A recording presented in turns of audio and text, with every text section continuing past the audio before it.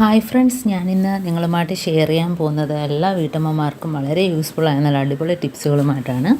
അപ്പോൾ video skip ചെയ്യാതെ കണ്ടാൽ മാത്രമേ മനസ്സിലാവുകയുള്ളൂ. അതേപോലെ തന്നെ എൻ്റെ ഈ ചാനൽ സബ്സ്ക്രൈബ് ചെയ്യാതെ കാണുന്ന കൂട്ടുകാരുണ്ടെങ്കിൽ പ്ലീസ് ഒന്ന് സബ്സ്ക്രൈബ് ചെയ്ത് സപ്പോർട്ട് ചെയ്യാനും കൂടി മറക്കരുത്.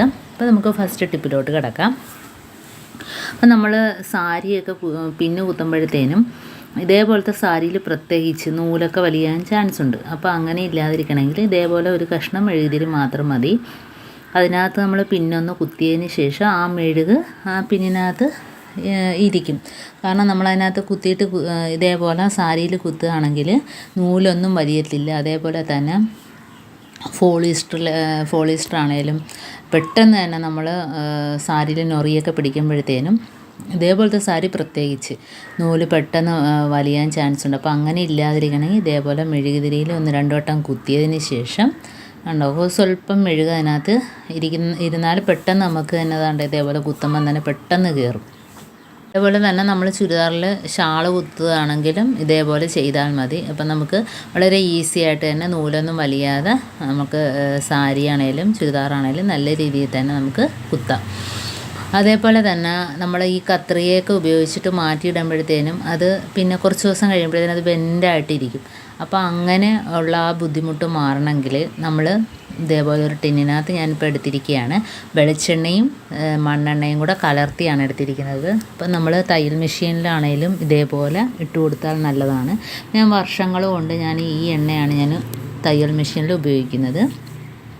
അപ്പോൾ ഒരു തുള്ളി ഒരു സ്വല്പം മാത്രം ഇങ്ങനെ ഒന്ന് തൊട്ട് കൊടുത്താൽ മാത്രം മതി. ആ ബെൻഡ് ഉണ്ടോ അതങ്ങ് മാറിക്കിട്ടും. വളരെ ഈസി ആയിട്ട് തന്നെ പിന്നെ നമുക്ക് കത്രിക ഉപയോഗിക്കാനൊക്കെ പറ്റും. അതേപോലെ തന്നെ നമ്മുടെ കതകിൻ്റെയൊക്കെ വിജാഗിരിയിലും ഇതേപോലെ എണ്ണ ഇട്ട് കൊടുത്താൽ മതി കേട്ടോ. നല്ല കുറേ നാളത്തേക്ക് പിന്നെ നമുക്ക് നല്ല രീതിയിൽ തന്നെ കതക് അടയ്ക്കുന്നതിനും തുടയ്ക്കുന്നതിനും ഒരു ബുദ്ധിമുട്ടും ഉണ്ടാകത്തില്ല. അപ്പം ഒരു 2 ടീസ്പൂൺ അളവിൽ വെളിച്ചെണ്ണ ഉണ്ടെങ്കിൽ 1 ടീസ്പൂൺ അളവിൽ മണ്ണെണ്ണയും കൂടെ ഒഴിച്ചു കൊടുക്കുക. അപ്പോൾ മണ്ണെണ്ണയും കൂടെ ഒഴിക്കുമ്പോഴത്തേനും നല്ലതാണ്. കാരണം ഒട്ടും നമുക്ക് കതക് തുറക്കുന്നതിനും അടയ്ക്കുന്നതിനാണേലും ഒട്ടും നമുക്ക് ബുദ്ധിമുട്ടില്ലാതെ തന്നെ നമുക്ക് ഈസി ആയിട്ട് ചെയ്യാൻ പറ്റും. അതേപോലെ തന്നെ നമ്മൾ സവാള ഉള്ളിയൊക്കെ ഉലിക്കുമ്പോഴത്തേന് കണ്ണെരിയാറുണ്ടല്ലേ. അപ്പോൾ അങ്ങനെ ഇല്ലാതിരിക്കണമെങ്കിൽ നമ്മളൊരു പാത്രത്തിനകത്ത് കുറച്ച് വെള്ളം ഒഴിക്കുക.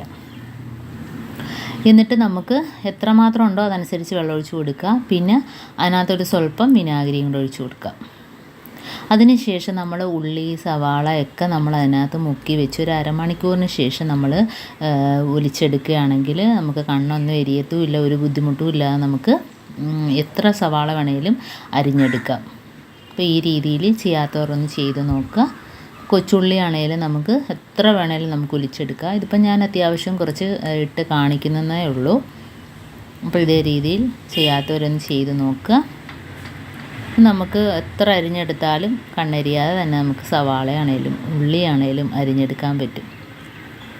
അടുത്ത ടിപ്പെന്ന് പറഞ്ഞാൽ നമ്മൾ ഗ്യാസിൽ റെഗുലേറ്ററൊക്കെ പുതിയ ഗ്യാസ് കുറ്റി കൊണ്ട് വെക്കുമ്പോഴത്തേനും അതിനകത്ത് നമ്മൾ റെഗുലേറ്റർ ഫിറ്റ് ചെയ്യുമ്പോഴത്തേനും ചില സമയത്ത് റെഗുലേറ്റർ കയറാറില്ല. ആ കാരണം അതിനകത്തുള്ളൊരു വാഷറുണ്ടല്ലോ, ആ ഗ്യാസ് കുറ്റിക്കകത്തുള്ള വാഷർ ഉണ്ടോ നല്ല ടൈറ്റായിട്ടിരിക്കുകയായിരിക്കും. അപ്പോൾ അതിനകത്ത് ഒരു സ്വല്പം എണ്ണയൊന്ന് തൊട്ട് കൊടുക്കുക. സ്വല്പം വെളിച്ചെണ്ണ ഇതേപോലെ ഒന്ന് തൊട്ട് കൊടുത്തതിന് ശേഷം അതിനകത്ത് ഇതേപോലെ ഒന്ന് ആക്കി കൊടുക്കുക. എന്നിട്ട് നമ്മൾ റെഗുലേറ്റർ ഇടുകയാണെങ്കിൽ ഒട്ടും ഗ്യാസ് ലീക്കാകാതെ തന്നെ നമുക്ക് റെഗുലേറ്റർ നല്ല ഫിറ്റായിട്ട് അതിനകത്ത് ഇരിക്കും. അതല്ല എങ്കിൽ നമ്മൾ ഇടുമ്പോഴത്തേന് ഒരു സ്മെല്ല് വരാറുണ്ട്. അപ്പോൾ അത് നമ്മൾ ഗ്യാസ് ലീക്കാവുന്നതാണ്. അപ്പോൾ അതൊക്കെ പ്രശ്നങ്ങളാണ്. അതിപ്പോൾ നമ്മൾ ഇതേപോലെ ഗ്യാസ് ഏജൻസിക്കാരൊക്കെ നമ്മൾ വിളിച്ച് പറയുമ്പോഴത്തേനും അവർ ഇതേപോലെ ചെയ്യാറുണ്ട് ഉണ്ടോ. അപ്പോൾ ഇങ്ങനെ ചെയ്യാത്തവരൊന്ന് ചെയ്ത് നോക്കുക. അതിനുശേഷം നമ്മൾ ഗ്യാസ് ഉപയോഗിക്കുകയാണെങ്കിൽ ഒട്ടും ലീക്കാവാതെ തന്നെ നമുക്ക് ഗ്യാസ് ഉപയോഗിക്കാൻ പറ്റും. അതേപോലെ തന്നെ ഗ്യാസ് കുറ്റിയിൽ നമ്മൾ ഗ്യാസ് തീർന്നോ ഇല്ലയോ എന്നൊക്കെ അറിയണമെങ്കിൽ ഒരു നനഞ്ഞ തുണി വെച്ച് ഇതേപോലെ ഒന്ന് ഗ്യാസ് കുറ്റിയിലൊന്ന് തടയി കൊടുക്കുക. എന്നിട്ട് നമ്മൾ ഒരു മിനിറ്റ് ആകുമ്പോഴത്തേനും നമുക്കറിയാൻ പറ്റും ആ ഉണങ്ങി വരുന്ന ഭാഗത്ത് ഗ്യാസ് ഇല്ല, ആ നനഞ്ഞിരിക്കുന്ന ഭാഗത്ത് ഗ്യാസ് ഉണ്ട്. അപ്പം അങ്ങനെ നമുക്ക് പെട്ടെന്ന് തന്നെ ഗ്യാസ് തീർന്നേ ഇല്ലയോ എന്ന് അറിയാൻ പറ്റും. അപ്പോൾ ഇതിൻ്റെ ഈ ടിപ്സുകളെല്ലാം നിങ്ങൾക്ക് ഇഷ്ടമാനിയായിരിക്കുന്നു. ടിപ്സിൽ ഏതെങ്കിലും ഒന്ന് യൂസ്ഫുള്ളായിട്ട് തോന്നുകയാണെങ്കിൽ ഒന്ന് ലൈക്ക് ചെയ്യാനും കമൻറ്റ് ചെയ്യാനും സബ്സ്ക്രൈബ് ചെയ്യാനും മറക്കരുത്. അതേപോലെ തന്നെ ബെല്ലൈക്കൻ എനേബിൾ ചെയ്യാനും മറക്കരുത്.